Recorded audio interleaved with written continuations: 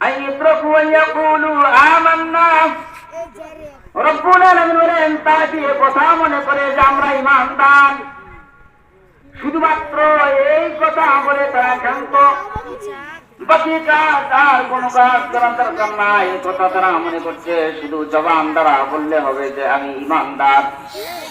রব্বুল আলামিন বলেন আহাসিবান নাস, আমি পরীক্ষা নেব আইয়াতরাকু আইয়াকুলু আমান্না, মানুষ শুধু বলে যে আমি ঈমানদার আমি ঈমানদার, এই কথা বলে পার পাওয়া যাবে না। কথা বলেন ঠিক কিনা?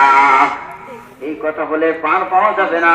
কারণ হলো আল্লাহ রব্বুল আলামিন আমাদেরকে পরীক্ষা নেবেন। রব্বুল আলামিন এই জন্য পরীক্ষা দেওয়ার জন্য পৃথিবীর জমিনের মধ্যে আমাদেরকে সৃষ্টি করে পাঠিয়েছেন। আমাদের ঈমানের পরীক্ষা, আমাদের ঈমান যতটুকু হবে, আমাদের ঈমান যতটুকু হবে, ঈমানে পাওয়া যতটুকু হবে। রব্বুল আলামিন বলেন যে যতটুকু যার যতটুকু ঈমান আছে, আল্লাহ রব্বুল আলামিন বলেন তার ততটুকুই রব্বুল আলামিন পরীক্ষা নেবে। বলেন সুবহানাল্লাহ। আমার ভাইরা এই জন্য পরীক্ষা দেওয়ার জন্য পৃথিবীর জমিনের মধ্যে আসছি। আর আমাদের মাঝে মানুষগুলো আমরা মনে করি আমরা ঈমান আনলাম, শুধু ঈমান ঈমান করি, কিন্তু আমাদের ভিতরে ঈমানের কোনো কিছু পাওয়া যায় না। কথা বলেন ঠিক কিনা? ঈমান ঈমান করে মুসলিমে, ঈমান কি এত সোজা?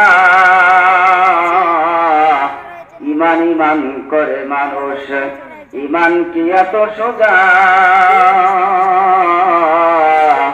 পথে ঘাটে যেখানে যায় বইছে গুনার বোঝা।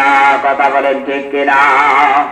আমার ভাইরে এই জন্য ঈমানকে কঠোর হওয়া লাগবে, ঈমান শক্তিশালী হওয়া লাগবে।